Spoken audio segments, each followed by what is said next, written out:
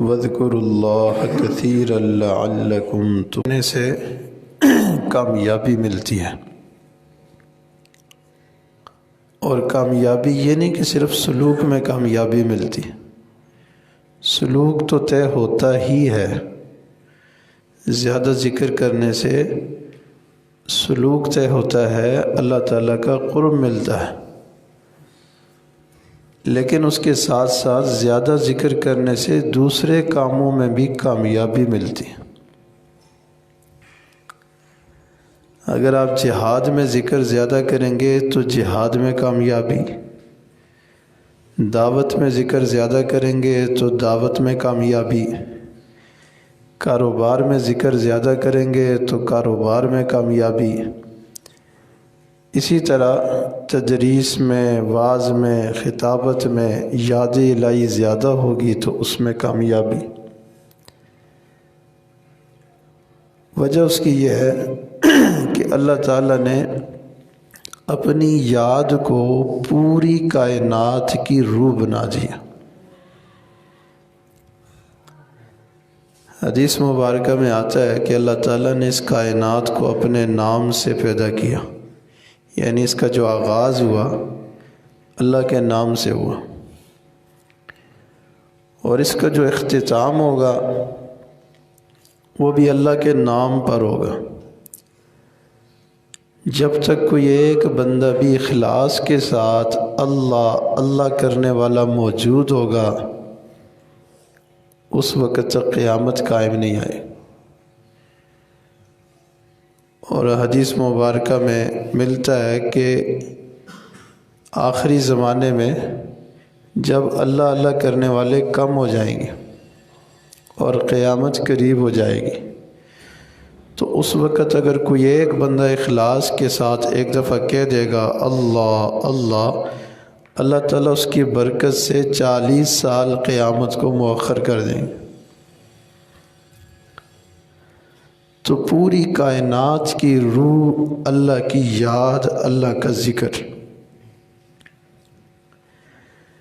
اسی طرح تمام اعمال کی روح بھی اللہ کی یاد اور اللہ کا ذکر۔ دیکھیں، نماز سے پہلے ذکر کا بیان ہے، وَذَكَرَ اسْمَ رَبِّهِ فَصَلَّى، اپنے رب کے نام کا ذکر کیا پھر نماز پڑھی۔ تو پہلے ذکر آیا پھر نماز آئی۔ حاجی عبدالوہاب صاحب رحمہ اللہ فرمایا کرتے تھے، پہلے ذکر میں دھیان نصیب ہوتا ہے، پھر نماز میں دھیان نصیب ہوتا ہے۔ تو جس بندے کو ذکر کا دھیان نصیب نہ ہو، اس کو نماز کا دھیان اور نماز کی حضوری کیسے نصیب ہو؟ اس لیے کہا جاتا ہے کہ نماز سے تھوڑی دیر پہلے آ کے یاد الہی میں بیٹھ جانا چاہیے۔ اگر سنت کا وقت ہے تو سنت ادا کریں، نہیں تو ویسے بیٹھ جائیں۔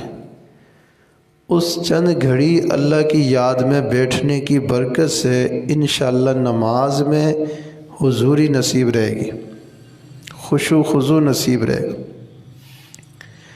تو نماز سے پہلے بھی ذکر اور نماز کے اندر بھی ذکر۔ اقم الصلاۃ لذکری، نماز قائم کرو میری یاد کے لیے۔ اب ایسی نماز جس کے شروع سے لے کر آخر تک اللہ تعالیٰ کا دھیان نہیں ہے تو وہ نماز اللہ تعالیٰ کے ہاں قابل قبول نہیں۔ حدیث پاک میں ارشاد فرمایا، لا صلاۃ الا بحضور القلب، دل کے دھیان کے بغیر نماز قبول نہیں ہوتی۔ تو نماز سے پہلے بھی ذکر، نماز کے اندر بھی ذکر، یعنی یاد الہی، اور نماز کے بعد بھی ذکر۔ ارشاد فرمایا، فَإِذَا قَضَيْتُمُ الصَّلَاةَ فَاذْكُرُوا اللَّهَ قِيَامًا وَقُعُودًا وَعَلَى جُنُوبِكُمْ، جب تم نماز پڑھ چکو تو پھر کھڑے ہو کر، بیٹھے ہوئے، لیٹے ہوئے، نماز کے اندر تو ہے ہی ذکر، نماز کے بعد بھی چلتے پھرتے لیٹے بیٹھے ہر حال میں اللہ کو یاد کرتے رہو۔ اب یہاں سے دل میں خیال آ رہا تھا شاید اس کا تعلق نماز کے ساتھ ہو کہ جب نماز پڑھنے لگو تو کھڑے ہونے کی حالت میں بھی اللہ کی یاد کرو، بیٹھے ہونے کی حالت میں بھی اللہ کی یاد کرو، لیکن آگے فرما دیا لیٹے ہونے کی حالت میں بھی اللہ کی یاد کرو، تو نماز میں تو لیٹتے نہیں ہیں نا۔ تو پتہ چلا کہ نماز کے بعد کے حالات کا ذکر ہے کہ نماز تو ہے ہی اللہ کی یاد، اس میں تو یاد کے بغیر اگر نماز پڑھیں گے تو وہ نماز ہی نہیں ہے۔ اس کے بعد پھر دوبارہ اللہ کا ذکر کرنے کا حکم ہے۔ تو نماز سے پہلے ذکر کرنے کا حکم، نماز کے اندر ذکر کرنے کا حکم، اور نماز کے بعد ذکر کرنے کا حکم۔ اسی طرح جمعہ کی نماز ہے تو جمعہ کی جب اذان ہو جائے تو ارشاد فرمائے اذا نودی للصلاة من یوم الجمعہ فاسعوا الی ذکر اللہ، جب جمعہ کی اذان ہو جائے تو اللہ کی یاد کی طرف دوڑو، یعنی جلدی سے نکلو۔ یہاں مسئلہ بھی سمجھ لیں کہ جمعہ کے دن جب پہلی اذان ہو جاتی ہے تو اس کے بعد بے شرع کھانا پینا دیگر معاملات سب حرام اور ناجائز ہو جاتے ہیں۔ اس کے بعد کوئی گنجائش نہیں ہے کہ انسان کسی اور کام میں مصروف ہو سوائے جمعہ کی تیاری کے۔ ہاں آپ تیاری کر سکتے ہیں جمعہ کی، اور جمعہ کی تیاری کر کے جتنا جلدی ہو آپ مسجد میں پہنچیں۔ پہلے لوگ جو اللہ تعالیٰ کی یاد زیادہ کرنے والے تھے وہ جمعہ کے دن صبح سے ہی مسجد پہنچ جاتے تھے اور پورا دن عبادت میں گزارتے۔ اور آج ہمارا یہ ماحول بن گیا ہے کہ بالکل آخری وقت میں جب عربی خطبہ شروع ہو جاتا ہے تو پھر ہم جمعہ کے لیے مسجد میں پہنچتے ہیں، حتیٰ کہ وہ طلباء اور وہ علماء جو مدارس اور مساجد میں رہتے ہیں وہ بھی آخری وقت میں آ رہے ہوتے ہیں۔ تو کتنی بڑی محرومی کی بات ہے۔ آپ نے وہ حدیث نہیں سنی کہ جمعہ کے دن جو سب سے پہلے آتا ہے صف اول میں بیٹھتا ہے تو اس کو اونٹ جتنی قربانی کرنے کا ثواب ملتا ہے، پھر گائے جتنی، پھر بکری جتنی، پھر مرغی جتنی، پھر انڈے جتنی، تو انڈے کے بعد پھر انڈا ہی ملتا ہے، اس کے بعد پھر صفر ہو جاتا ہے، فرشتے اپنے رجسٹر بند کر کے بیٹھ جاتے ہیں، اس کے بعد پھر کسی کا نام نہیں لکھتے۔ تو اس لیے جمعہ کے دن بر وقت مسجد میں پہنچنے کا اہتمام کریں۔ اگر بیان شروع ہو گیا تو بہت اچھا بیان سنیں، یہ بھی ایک عبادت ہے۔ اگر بیان شروع نہیں ہوا تو صلاۃ التسبیح پڑھ لیں، سورہ کہف پڑھ لیں، کوئی اور ذکر مراقبہ کر لیں، کوئی اور عبادت کر لیں، انشاءاللہ اس کا ثواب آپ کو ملے گا اور فائدہ ہوگا، اللہ تعالیٰ کا قرب نصیب ہوگا، اللہ تعالیٰ کی محبت نصیب ہوگی۔ اور جمعہ کے دن کی جو سنتیں ہیں ان کا بھی اہتمام کرنا چاہیے۔ بہرحال ارشاد فرمایا اذا نودی للصلاة من یوم الجمعہ فاسعوا الی ذکر اللہ، تو اللہ کے ذکر کی طرف، اللہ کی یاد کی طرف دوڑو۔ تو دیکھیں جمعہ کی نماز سے پہلے بھی ذکر اللہ کی طرف دوڑنے کا حکم، اور نماز تو ویسے ہی یاد الہی ہے، نماز کے بعد پھر ذکر اللہ کا حکم ہے۔ ارشاد فرمایا فَإِذَا قُضِيَتِ الصَّلَاةُ فَانْتَشِرُوا فِي الْأَرْضِ وَابْتَغُوا مِنْ فَضْلِ اللَّهِ وَاذْكُرُوا اللَّهَ، جب نماز ہو چکے تو زمین میں پھیل جاؤ اور اللہ کے فضل کو یعنی روزی کو تلاش کرو اور اللہ کا ذکر کرو۔ تو جمعہ کے بعد بھی ذکر کا حکم، اور جمعہ کے بعد اپنی جگہ پہ بیٹھ کر کچھ تسبیحات بھی ہیں جو مسنون ہیں۔ تو وہ بھی ایک ذکر ہے۔ تو ہر عمل کی روح ذکر اور اللہ کی یاد ہے۔ حج کو دیکھ لے، حج کے بارے میں ارشاد فرمایا وَاذْكُرُوا اللَّهَ فِي أَيَّامٍ مَّعْدُودَاتٍ، یہ جو گنے چنے چند دن ہیں حج کے، اس میں بھی اللہ کا ذکر زیادہ کرو۔ اب حج صرف یہ نہیں ہے کہ منی میں پہنچ گئے دوڑ کے، پھر دوڑ کے عرفہ میں پہنچ گئے، دوڑ کے مزدلفہ میں پہنچ گئے، دوڑ کے جا کے شیطان کو کنکریاں مار دی اور جلدی جلدی طواف کے چکر لگا لیے۔ تو صرف دوڑنے کا نام تو حج نہیں ہے نا، ساتھ اللہ کی یاد بھی ہونی چاہیے۔ عرفات میں تو خوب گڑ گڑا کے اللہ سے دعائیں مانگیں، منی میں تو خوب عبادت کریں، مزدلفہ میں تو اللہ کو یاد کریں، دعا مانگیں۔ تو فرمائیں چند دنوں کے اندر اللہ کا ذکر کریں، اور جب حج سے فارغ ہو جائیں فَإِذَا قَضَيْتُم مَّنَاسِكَكُمْ فَإِذَا أَفَضْتُم مِّنْ عَرَفَاتٍ فَاذْكُرُوا اللَّهَ، یا یہ بھی ہے کہ فَإِذَا قَضَيْتُم مَّنَاسِكَكُمْ فَاذْكُرُوا اللَّهَ، جب مناسک کے حج ادا کر لیں یا عرفات سے واپس آ جائیں پھر اللہ کا ذکر کریں، پھر اللہ کی یاد کریں۔ تو حج سے پہلے اللہ کا ذکر، حج میں اللہ کا ذکر، حج کے بعد اللہ کا ذکر، قربانی میں اللہ کا ذکر۔ ارشاد فرمایا اللہ تعالیٰ کو تمہارا گوشت پوشت اور خون یہ چیزیں نہیں چاہیے، بلکہ اللہ کو دل کا تقوی، اور لِتُكَبِّرُوا اللَّهَ عَلَى مَا هَدَاكُمْ، تکبیر۔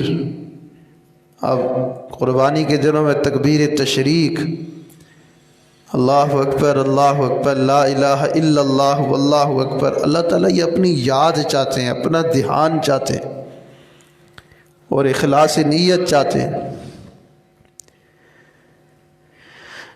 اسی طرح روزے میں ذکر کا حکم ہے کہ روزہ خالی یہ نہیں کہ کھانے پینے سے صبح سے شام تک منہ بند کر کے رکھ لیا تو روزہ ہو گیا، نہیں، اس میں گناہ سے بھی بچنا ہے اور اللہ کی عبادت کرنی ہے، قرآن پڑھنا ہے، ذکر کرنا ہے، نوافل پڑھنے ہیں۔ تو یاد الہی سے پھر روزے کی رونق ہوتی ہے، زینت ہوتی ہے۔ اسی طرح دعوت و تبلیغ کے اندر ذکر، موسیٰ علیہ السلام نے دعا مانگی کہ اے اللہ میرے بھائی ہارون کو بھی یہ نعمت عطا فرما، وَأَشْرِكْهُ فِي أَمْرِي كَيْ نُسَبِّحَكَ كَثِيرًا وَنَذْكُرَكَ كَثِيرًا، ہم دونوں مل کے خوب اللہ کا ذکر کریں گے۔ بڑے حضرت جی دامت برکاتہم فرماتے ہیں ایک ہوتا ہے، 2 11 ہوتے ہیں۔ تو موسیٰ علیہ السلام نے دعا مانگی یا اللہ ہمیں 2 کر دیجئے تاکہ ہم خوب اللہ کا ذکر کریں، خوب اللہ کی یاد کریں۔ اللہ اکبر کبیرہ۔ پھر اللہ تعالیٰ نے بھی ارشاد فرمایا کہ اذهبا الى فرعون انه طغى، فرعون کی طرف جاؤ، اس کو دعوت دو، وہ سرکش ہے، لیکن ساتھ ہدایت کیا جی ولا تنیا فی ذکری، میری یاد کے اندر سستی اور غفلت نہ کر۔ تو دعوت کی روح بھی ذکر، عبادت کی روح بھی ذکر، جہاد کی روح بھی ذکر، حج کی روح بھی ذکر، بلکہ پوری کائنات کی روح ذکر۔ اس لیے اللہ تعالیٰ نے ارشاد فرمایا اللہ کا ذکر زیادہ کرو تاکہ تم کامیاب ہو جاؤ۔ لوگ کاموں میں پھنستے ہیں تو فون کرتے ہیں، جی فلاں مسئلہ اٹک گیا، کیا کریں؟ تو بھائی اللہ کو یاد کریں، کامیاب ہو جائیں گے۔ اللہ کو پکاریں، اللہ کی طرف دھیان کریں، اللہ سے دعا مانگیں، نوافل پڑھیں، صلاۃ الحاجت پڑھیں، اللہ کامیاب کر دیں۔ تجارت کے اندر بھی ذکر، رجال اللہ تلہیہم تجارت ولا بیع عن ذکر اللہ، اللہ کے وہ جوان مرد بندے جن کو بے شراء خرید و فروخت اللہ کی یاد سے غافل نہیں کرتے۔ تو تجارت کے اندر بھی اللہ کا ذکر، بازار کے اندر بھی اللہ کا ذکر، اور انتقال فیض کے لیے بھی یہ ذکر ضروری ہے۔ ہم چاہتے ہیں نا اللہ والوں سے ہمیں فیض مل جائے، مشائخ کا ہمیں فیض مل جائے، ہم بھی ان کے رنگ میں رنگ جائیں، ہم بھی ان جیسے ہو جائیں، ان کی نسبت کا نور ہماری طرف بھی آ جائے، تو اس کے لیے ذکر کرنا پڑے گا۔ جو ذکر نہیں کرتا اس کو فیض نہیں ملتا، جو ذکر کرتا ہے اس کو فیض ملتا۔ اس کی مثال ایسے سمجھیں، یہاں سے آپ بیرون ملک دور کسی جگہ کال کرتے ہیں تو آپ کے پاس بھی ڈیوائس ہونی چاہیے، ادھر بھی ڈیوائس ہونی چاہیے۔ اور تیسری چیز، درمیان کا جو رابطہ اور سگنل ہے وہ ہونے چاہیے، ورنہ رابطہ نہیں ہوگا۔ جب سروس بند ہو جاتی ہے تو آپ دیکھتے ہیں یہ موبائل بیکار ہو جاتے ہیں، کسی کو کال ہی نہیں جاتی، نہ کسی کی کال آتی ہے، بس ایسی ایک چیز ہے، بس اٹھائی پھرو، تو وہ کام نہیں کر رہے ہوتے، اس کا کوئی فائدہ ہی نہیں ہوتا۔ اسی طرح جب سالک اپنے دل کا تار اللہ والوں کے ساتھ جوڑ لیتا ہے تو اللہ والے بھی ایک ڈیوائس کی مانند ہیں اور ہم بھی ایک ڈیوائس کی مانند ہیں، اور یہ جو رابطہ ہے اندر کا، اس کے جو سگنل ہیں یہ یاد الہی اور ذکر اللہ ہے۔ جب ذکر اللہ نہیں ہوگا تو یہ رابطہ کمزور ہو جائے گا اور دل کا یہ کنیکشن، یہ تعلق، یہ ٹوٹ جائے گا، تو پھر یہ ڈیوائس بیکار ہو کے رہ جائے گی، نہ کال آئے گی نہ جائے گی، بس ایسے ہی پڑا رہے گا۔ تو ذکر کرنے سے واردات ہوتی ہیں، پھر کالیں آتی بھی ہیں، کالیں جاتی بھی ہیں، رابطے ڈائریکٹ ہو جاتے ہیں ذکر کرنے سے۔ تو انتقال فیض کا بہترین ذریعہ ذکر زیادہ کرنا، جو ذکر کرے گا اس کو فیض ملے گا، جو ذکر نہیں کرے گا اس کو فیض نہیں ملے گا۔ تو اس لیے فرمایا اگر تم سلوک میں کامیاب ہونا چاہتے ہو تو پھر ذکر زیادہ کرو۔ یا ایھا الذین آمنوا اذکروا اللہ ذکرا کثیرا، اے ایمان والو اللہ کا ذکر زیادہ کرو۔ جب زیادہ کرو گے تو کامیاب ہو جاؤ گے، تھوڑا کرو گے تو نہیں کامیاب ہو گے، سیدھی بات۔ اور ہمارے سلسلے میں تو ویسے ہی محرومی ہے ہی نہیں، جو محنت کرے گا ایک نہ ایک دن ضرور اس کا پھل پائے گا۔ اللہ اکبر کبیرہ۔ اور ہمارے سلسلے میں ظاہری فاصلوں کی بھی کوئی حیثیت نہیں ہے، شیخ مشرق میں ہو اور سالک مغرب میں ہو، دل کا رابطہ ہو، ذکر کی محنت ہو تو وہاں بھی فیض ملتا ہے، اور ایسے ہی ملتا ہے جیسے قریب والوں کو ملتا۔ تو ظاہری فاصلوں کا اس کے اندر جو ہے کوئی اس کا اعتبار نہیں ہے۔ اس لیے سالکین کو چاہیے کہ مراقبہ زیادہ کریں، ذکر قلبی زیادہ کریں، اور اگر ذکر قلبی کا ٹائم نہیں ملتا، پڑھائی کا موقع ہے، امتحان کا موقع ہے، تو پھر کم از کم وقوف قلبی لازمی رکھیں کہ میرا دل اللہ اللہ، ہر وقت اللہ اللہ کر رہے، ہتھ کار ول دل یار ول، اور مشائخ کے سینوں سے میرے سینے میں فیض آ رہے۔ یہی وقوف قلبی ہے اور یہی رابطہ قلبی ہے۔ ہوتا یہ ہے کہ ہم ایک دن تو ارادہ کر لیتے ہیں کہ اب میں نے پابندی سے معمولات کرنے ہیں، ذکر کرنا ہے، لیکن اگلے دن پھر ہم ڈھیلے پڑ جاتے ہیں۔ ارادے باندھتا ہوں، سوچتا ہوں، توڑ دیتا ہوں، ارادے باندھتا ہوں، سوچتا ہوں، توڑ دیتا ہوں، کہیں ایسا نہ ہو جائے، کہیں ویسا نہ ہو جائے۔ تو ہمارا حال یہی ہے۔ قرآن مجید میں اس ذکر کے بارے میں 7 طرح سے حکم آیا ہے۔ ایک تو ذکر مطلق اور مقید، سیدھا سیدھا اذکر اللہ ذکرا کثیرا، اللہ کا ذکر کثرت سے کرو۔ وَاذْكُرِ اسْمَ رَبِّكَ، اپنے رب کے نام کا ذکر کرو۔ یہ تو براہ راست حکم ہے کہ اللہ کا ذکر کرو، اللہ کے نام کا ذکر کرو۔ اور دوسرا حکم یہ آیا، ارشاد فرمایا وَلَا تَكُن مِّنَ الْغَافِلِينَ، غافل نہ رہو، غفلت میں وقت برباد نہ کرو۔ حدیث پاک میں آتا ہے کل قیامت کے دن سب سے زیادہ افسوس اس گھڑی پر ہوگا جو دنیا میں یاد الہی کے بغیر گزر گئی۔ اور تیسرا ارشاد فرمایا کہ تم ذکر زیادہ کرو تاکہ کامیاب ہو جاؤ۔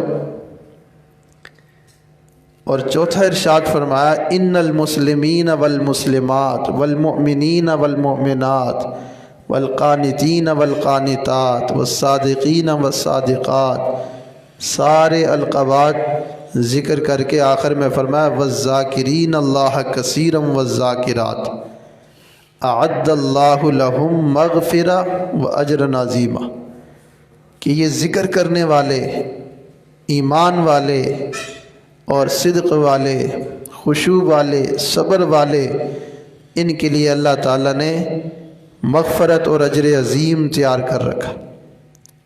تو ترغیباً بھی فرمایا، حکماً بھی فرمایا، ترہیباً بھی فرمایا، ہر اعتبار سے فرمایا کہ ذکر کر لیا کرو۔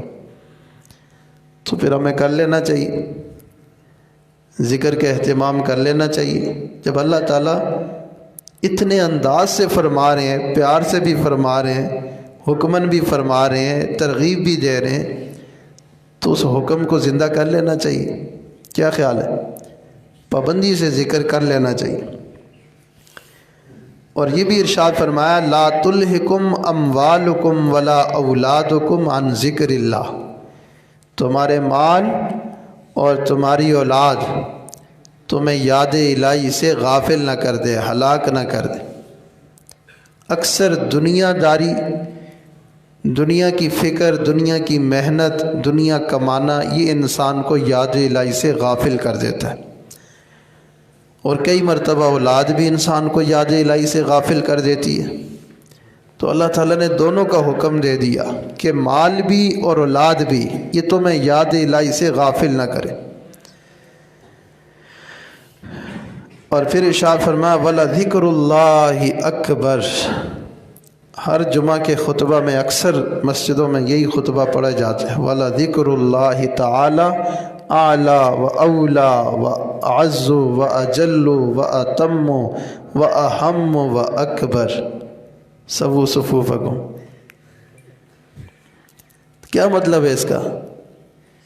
یہ تو ہمیں سمجھ آ جاتا ہے کہ بس خطبہ ختم ہونے لگے صفحے سیدھی کرو، لیکن اس کا مفہوم بھی سوچ لیا کریں کہ یہ کیا کہہ رہے ہیں۔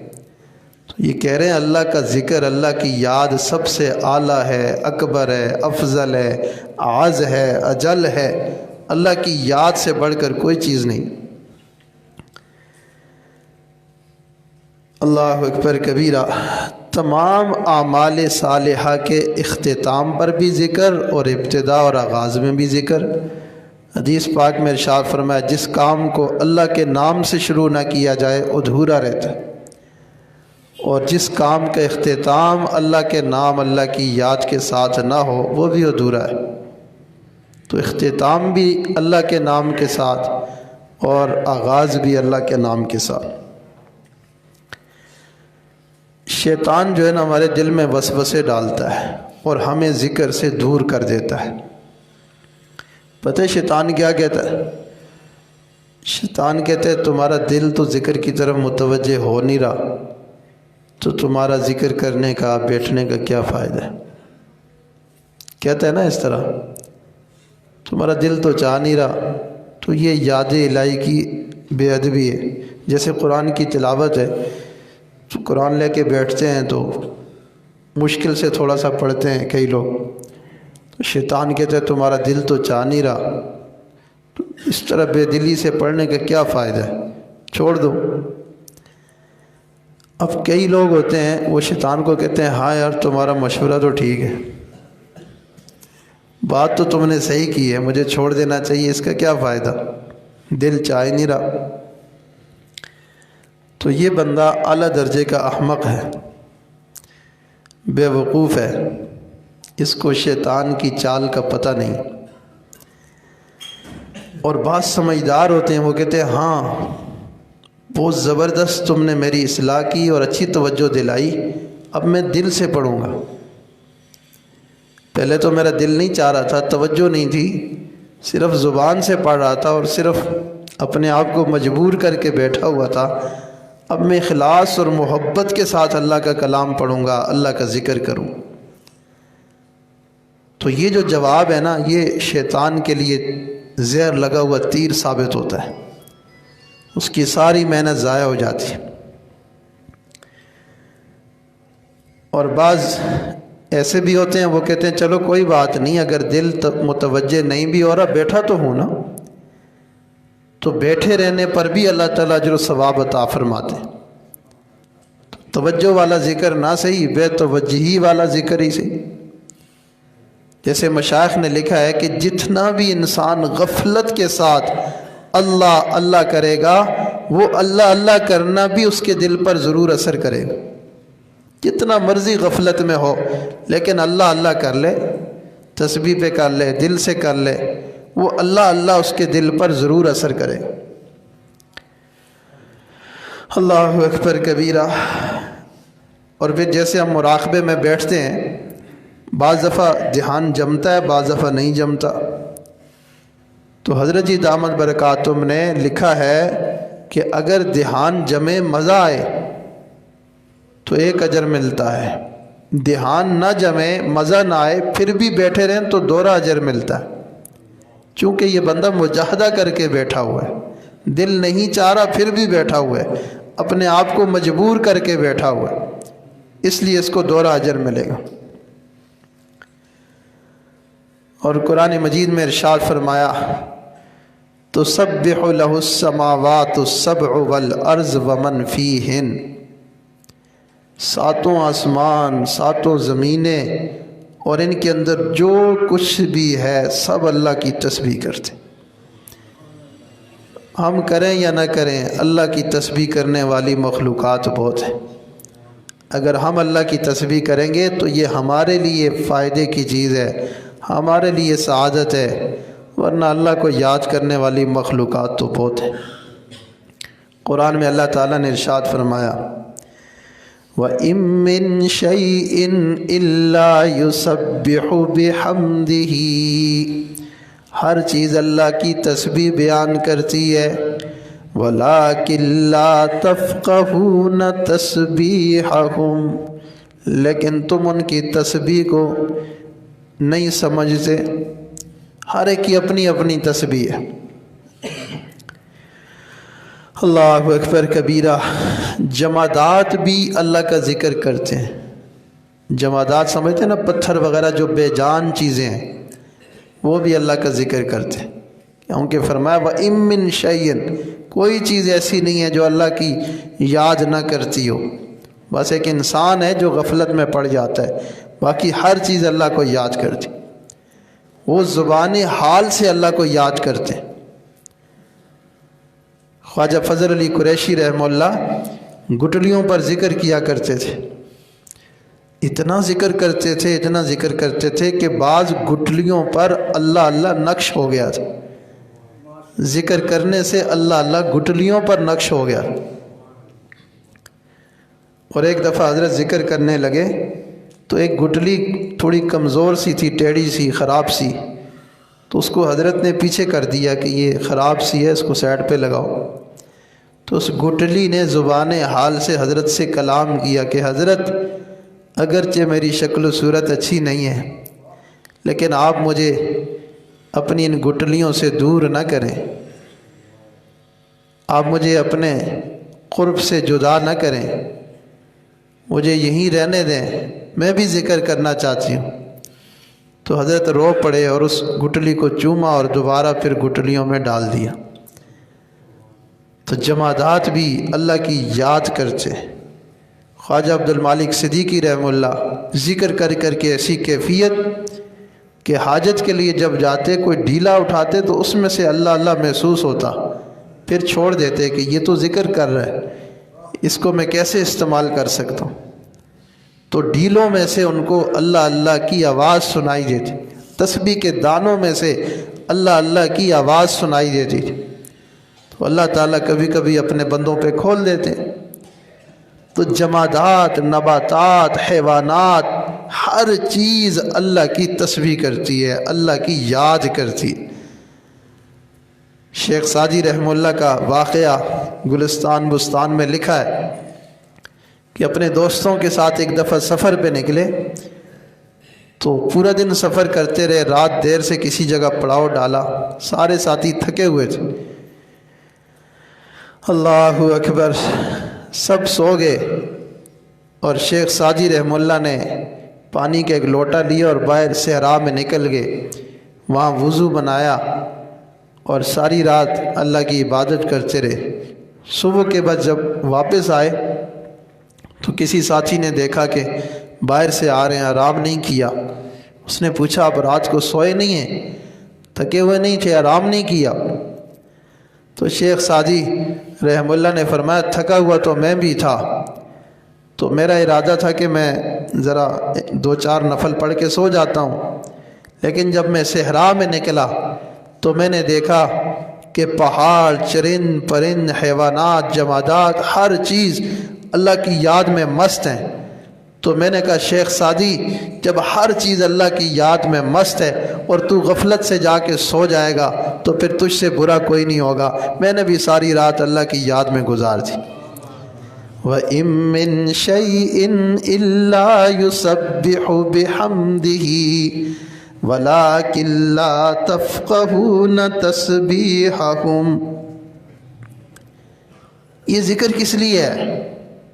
بات کو سمیٹ رہا ہوں، توجہ فرمائیں۔ یہ سارا ذکر کی محفلیں، یہ مجالس، یہ ذکر کے حلقے، اس کا ایک مقصد ہے، اور وہ مقصد ایک ہی ہے کہ اس ذکر کے ذریعے سے ہمارے دلوں میں ہدایت کا نور ڈل جائے۔ شیخ کی ایک ہی محنت ہوتی ہے کہ یہ ذکر کرا کرا کے کسی طرح ہمارے دلوں میں، ہمارے ساتھیوں کے دلوں میں ہدایت کا نور آ جائے۔ جب ہدایت کا نور آ گیا تو پھر انسان کا ہر چیز اس کی بدل جاتی ہے، دل بدل جاتا ہے، چال چلن بدل جاتا ہے، اعمال بدل جاتے ہیں، اخلاق بدل جاتے ہیں، اور اس کی ایک اور ہی نئی دنیا ہوتی ہے۔ تو یہ ساری ذکر کی محنت اسی لیے کہ دلوں میں ہدایت کا نور آ جائے، اور اس ذکر کے ذریعے سے یہ نور آتا ہے۔ اللہ تعالیٰ ارشاد فرماتے ہیں یَهْدِ اللَّهُ لِنُورِهِ مَن یَشَاءُ، اللہ جسے چاہتے ہیں اپنی ہدایت کا نور عطا فرما دیتے ہیں۔ عشق کی چوٹ تو سب پر پڑتی ہے یکساں، مگر ظرف کے فرق سے آواز بدل جاتی ہے۔ تو اللہ والے تو سب کے لیے فکر مند ہوتے ہیں، کوشاں ہوتے ہیں کہ اس کو بھی ہدایت کا نور مل جائے، اس کو بھی ہدایت کا نور مل جائے، اس کو بھی ہدایت کا نور مل جائے، لیکن اللہ تعالیٰ جسے چاہتے ہیں اسی کو ہدایت کا نور عطا فرماتے ہیں۔ تو ان محفلوں کا مقصد ہی یہ ہے کہ ہمیں ہدایت کا نور مل جائے۔ فرمایا وَمَن لَّمْ يَجْعَلِ اللَّهُ لَهُ نُورًا فَمَا لَهُ مِن نُور، اللہ جس کو نور نہیں دیتے اس کے لیے پھر کوئی نور نہیں ہوتا۔ اس لیے اللہ سے مانگنا چاہیے ربنا اتمم لنا نورنا، اے اللہ ہمیں ہدایت کا نور، نسبت کا نور، ایمان کا نور، اپنی محبت اور معرفت کا نور عطا فرما۔ امام ربانی مجدد ثانی رحمہ اللہ کی خاص دعاؤں میں یہ دعا شامل ہے، ربنا اتمم لنا نورنا واغفر لنا انک علی کل شیء قدیر۔ تم نقش بندی ہو، چشتی ہو، قادری ہو، جو کچھ بھی ہو، دیکھنا تو یہ ہے کہ ہدایت کا نور ہے کہ نہیں ہے، سنت کا نور ہے کہ نہیں ہے، شریعت کا نور ہے کہ نہیں ہے۔ تو سب سلسلوں کا مقصد ہدایت کا نور ہے، باقی اور کوئی کرامات یا کشف یا اور کوئی شعبدے یا کوئی چیزیں حاصل نہیں کرنی ہوتی، بس ہدایت کا نور حاصل کرنا ہوتا ہے۔ بس یہ ہدایت کا قطرہ اللہ تعالیٰ سب کو عطا فرما دیں۔ اللہ اکبر کبیرہ۔ کافی زمانہ پہلے کی بات ہے، کہتے ایک صاحب مسافر تھے اور کافی لمبا سفر کر کے وہ رات ایک مسجد میں انہوں نے عشاء کی نماز پڑھی۔ نماز کے بعد سب نمازی گھروں کو گئے اور وہ بیٹھ گئے۔ اب جیسے خادم دروازے بند کرتا ہے تو خادم آیا، اس نے کہا بزرگوں آپ بھی نکلو تاکہ میں مسجد کا دروازہ بند کروں۔ تو انہوں نے کہا میں تو مسافر ہوں، میں نے رات مسجد میں ٹھہرنا۔ پہلے زمانے میں مسافر مسجدوں میں ہی ٹھہرتے تھے، اب تو ہوٹلوں میں ٹھہرتے ہیں، پہلے مسجدوں میں ٹھہرتے تھے۔ تو اس نے کہا نہیں بھائی، ہم یہاں مسافروں کو نہیں ٹھہرنے دیتے، آپ نکل جائیں۔ انہوں نے اصرار کیا کہ بھائی میں بہت دور سے آیا ہوں، لمبا سفر ہے، مجھے ٹھہرنے دیں، میں کہاں جاؤں گا۔ لیکن خادم ذرا سخت طبیعت کا تھا، اس نے کہا نہیں جو مرضی کرو یہاں سے نکلو۔ نہ چاہتے ہوئے وہ باہر نکلے تو انہوں نے کہا چلیں آپ گیٹ بند کر دیں، میں ادھر ہی دہلیز پر بیٹھ کے رات گزار دوں گا، اب میں رات کے اندھیرے میں کہاں جاؤں۔ تو خادم نے کہا ٹھیک ہے۔ اتنے میں سامنے ایک نان بھائی، اس کی دکان تھی تندور سا روٹی پکانے کے لیے، اس نے دیکھا کہ کوئی مہمان ہے اور خادم اس کے ساتھ الجھ رہا ہے۔ وہ آیا اور اس نے کہا کہ حضرت یہ خادم تو ہے ہی ایسا، ہر ایک کے ساتھ الجھتا ہے، آپ میرے ساتھ آئیں، میں آپ کو جگہ دیتا ہوں۔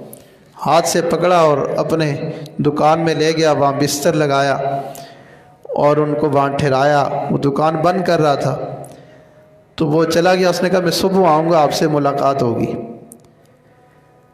تو صبح جب وہ واپس آیا تو ان بزرگوں نے دیکھا کہ وہ جو نان بھائی مجھے ہاتھ سے پکڑ کے لایا تو اس وقت وہ درود شریف کی تسبیح کر رہا تھا۔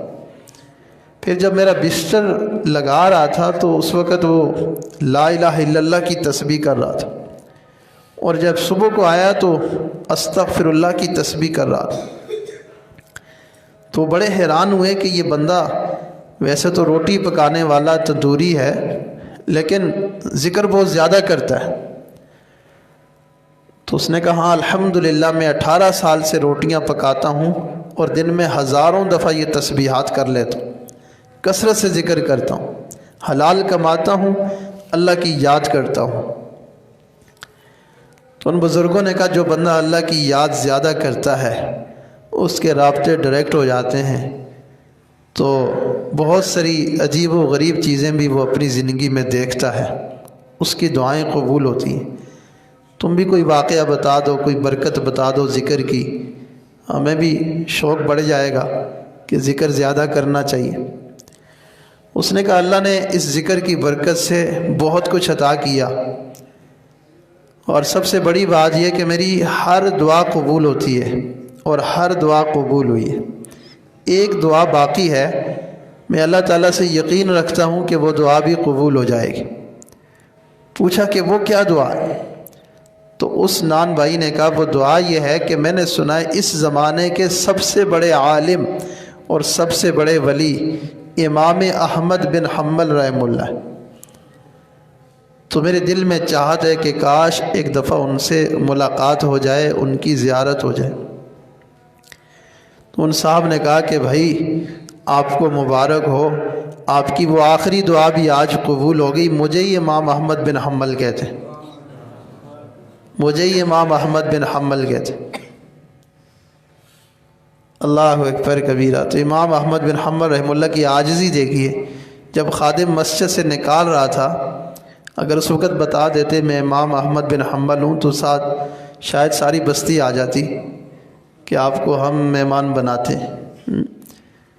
تو نام اور بڑی شخصیت کو تو ہر کوئی مہمان بناتا ہے، لیکن عام فقیر کو کوئی کوئی مہمان بناتا ہے۔ تو ان کی عاجزی تھی، انہوں نے اپنا نام نہیں بتایا، لیکن بعد میں دیکھا کہ اس بادیہ کہ مجھے ہی امام احمد بن حنبل رحمہ اللہ کہتے۔ تو مقصد یہ ہے کہ ذکر اللہ کرنے سے انسان کی دعائیں قبول ہوتی ہیں، برکتیں ملتی ہیں، رحمتیں ملتی ہیں، دل بدلتا ہے، شریعت سنت کے مطابق زندگی نصیب ہوتی ہے۔ اب یہ مراقبے میں بیٹھتے ہیں تو یہی انتظار ہوتے ہیں اللہ تعالیٰ کوئی ہدایت کا قطرہ دے دے۔ مشائخ بھی یہی امید لگا کر بیٹھتے ہیں کہ مجمع میں اللہ تعالیٰ سب کو ہدایت کا قطرہ دے دے۔ کبھی کس پر اللہ کی رحمت کی نگاہ پڑ جائے، یہ تو اللہ جانتے، لیکن ان محفلوں میں آنے سے اللہ تعالیٰ مہربانی فرمائی دیتے، اور بلکہ ان محفلوں میں آنے والے محروم نہیں ہوتے۔